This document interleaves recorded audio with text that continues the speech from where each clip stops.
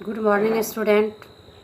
आज क्लास 7 के लिए पाठ 10 में कोशिश करने वालों की हार नहीं होती शीर्षक कविता के रचयिता सोहनलाल द्विवेदी हैं। यह कविता एक प्रेरक कविता है। इससे मानव को प्रेरणा दी जा रही है कि मानव को अपने जीवन में कभी कोशिश करने से नहीं चूकना चाहिए और असफलता जीवन में बार बार आती है, लेकिन मनुष्य को अपने कार्य में निरंतर लगे रहना चाहिए। इसी तथ्य को उन्होंने इस प्रकार रखा है कि डुबकियाँ सिंधु में गोताखोर लगाता है, जा जाकर खाली हाथ लौट कर आता है। उन्होंने यह मानव को बताने की कोशिश किया है कि गोताखार जो होता है वह समुद्र की गहराई में बार बार जाता है और कई बार वह खाली हाथ लौट के चला आता है, लेकिन जब वो अपनी प्रयास जारी रखता है तो एक बार वह बहुमूल्य मोती लेकर वापस आता है। उसी तरह मनुष्य बार बार प्रयास में लगे रहते हैं और कई बार वह असफल होते हैं, उन्हें सफलता नहीं मिलती है। तो इस स्थिति में उन्हें निराश नहीं होना चाहिए। उसे छोटी चिड़ियों से, गोताखोर से, चींटियों से यह उदाहरण लेना चाहिए, यह सीख लेनी चाहिए कि वह बार बार दीवार पे चढ़ के फिसल जाती है छोटी चींटी, गोताखोर बार बार खाली हाथ लौट आता है, लेकिन वह अपने कार्य में लगा रहता है। तो हमें भी इस कविता के माध्यम से जो सीख मिली है उस पे हमें ध्यान देना है कि मिलते नहीं सहज मोती गहरे पानी में। मोती इतनी आसानी से नहीं मिलती है, उसी तरह जीवन में सफलता भी बहुत आसानी से नहीं मिलता है। बढ़ता दुगना उत्साह हैरानी से, मुट्ठी भर खाली बार बार नहीं आती, कोशिश करने वालों की हार नहीं होती।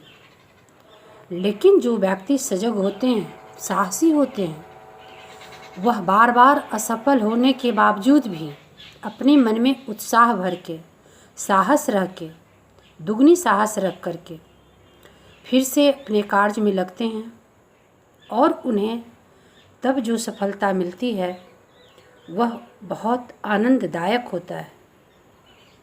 असफलता एक चुनौती है, इसे स्वीकार करो। वास्तव में असफलता एक चुनौती है, क्योंकि जब हम कोई कार्य करते हैं उसमें जो कमी होती है वह असफलता उसको दिखाता है और हम उस कमी को दूर करने के लिए प्रयास करते हैं। तो वास्तव में असफलता एक चुनौती है जो हमारे कार्य को सही से करने के लिए दिशा निर्देश देता है। क्या कमी रह गई देखो और सुधार करो। कविता में सोहनलाल द्विवेदी ने यह सीख दिया है कि हमारे अंदर क्या कमी रह गई, इसको बार बार झांकने की कोशिश करें कि हम में क्या कमी रह गई, हम इसको दूर कैसे कर सकते हैं। तब हमें अपनी राह पर चलने के लिए वही असफलता हमें नए राह को खोजने के लिए मार्ग प्रशस्त करता है, वह हमें नई दिशा दिखाता है। संघर्ष के मैदान छोड़ भागो मत तुम। मानव को यह सीख दिया गया है कि हमें संघर्ष के मैदान को छोड़कर भागना नहीं चाहिए। संघर्ष तो आएंगे ही, हर सफलता के पीछे संघर्ष छिपा हुआ है। जो चीज़ जितने संघर्ष करके प्राप्त किए जाते हैं वह उतने ही टिकाऊ होते हैं। कुछ किए बिना जय जयकार नहीं होता। मानव जीवन में आए हैं सब लोग, चले जाएंगे, लेकिन कोई कोई व्यक्ति का जय जयकार जन्म जन्मांतर तक होते रहता है। यानी वह अपने जीवन को जीने के लिए बहुत अधिक संघर्ष करके जाते हैं, संघर्ष झेल कर जाते हैं, दुनिया को कुछ दे के जाते हैं, समाज को कुछ दे के जाते हैं। इसलिए उनकी जय जयकार होती है। हर लोगों की जय जयकार नहीं होती है, क्योंकि उन्होंने अपने जीवन को बहुत आसानी से जिया, अपने लिए जिया, अपने स्वार्थ बस जिए।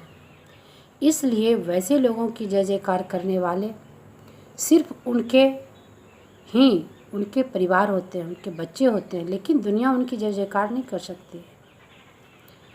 जिन्होंने दुनिया के लिए, समाज के लिए, राष्ट्र के लिए कुछ किया, उसके लिए लोग ही जय जयकार करते हैं। और वैसे जय जयकार बिना संघर्ष किए हुए प्राप्त नहीं होता है। हर मार्ग पर असफलता चुनौतियाँ देती है।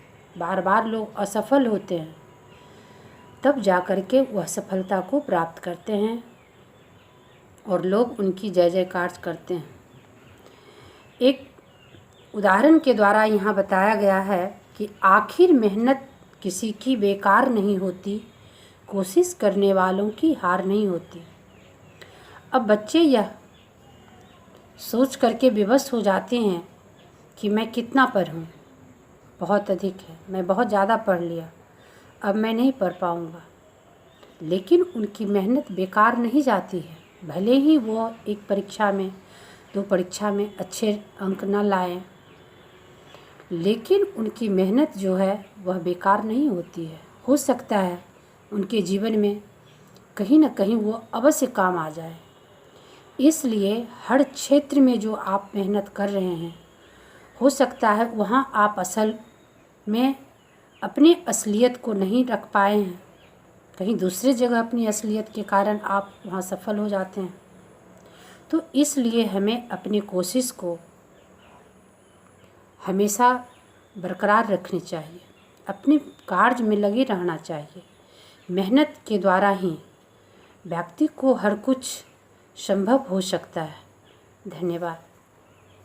अगर आप इस तरीके से कार्य करते हैं तो आपको शाबाशी देने के लिए हर लोग तैयार होते हैं, क्योंकि वह आपकी असफलता से आपको कभी हार मानने के लिए नहीं कहते हैं। ऐसा नहीं है कि जो व्यक्ति परिपूर्ण होते हैं, शिक्षा से परिपूर्ण होते हैं, वह समझते हैं कि बच्चे जागरूक हैं, बच्चे में कार्य करने की कार्यशैली जो है वो बहुत अच्छी है, लेकिन कुछ कारणवश असफल रहा। लेकिन वह सफलता जो है आपको अपने मुकाम पे ले जाएगी। इसलिए आप निरंतर अपने कार्य में लगे रहें। अगर आप कोशिश करते रहते हैं तो आपको भले लगता है कि हम बहुत जल्दी सफलता नहीं प्राप्त कर रहे हैं, लेकिन देखने वाले की नज़र में यह पता चलता है कि आप अपने कार्य में किस तरह निरंतर लगे हैं। कभी आपका कार्य जो है बेकार नहीं जाएगा, आपकी मेहनत कभी बेकार नहीं जाएगी। यह सोचकर आप कार्य करें।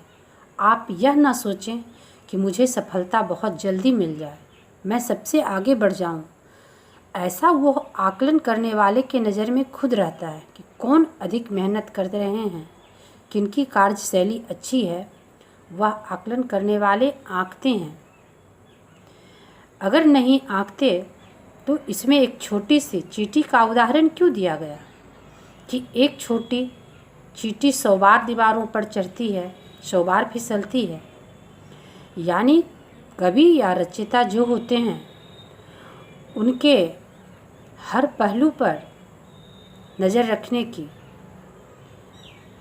अथाह क्षमता होती है।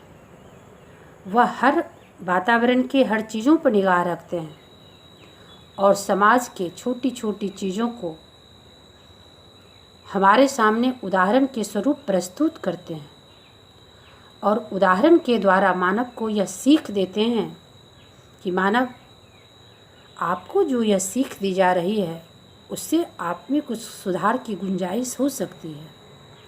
बच्चों को इस कविता के माध्यम से अवश्य यह प्रेरणा मिली होगी कि हमें अपने कार्य में लगे रहना चाहिए, असफलता से घबराना नहीं चाहिए, अपनी साहस को खोना नहीं चाहिए और कभी अपनी हिम्मत नहीं हारनी चाहिए।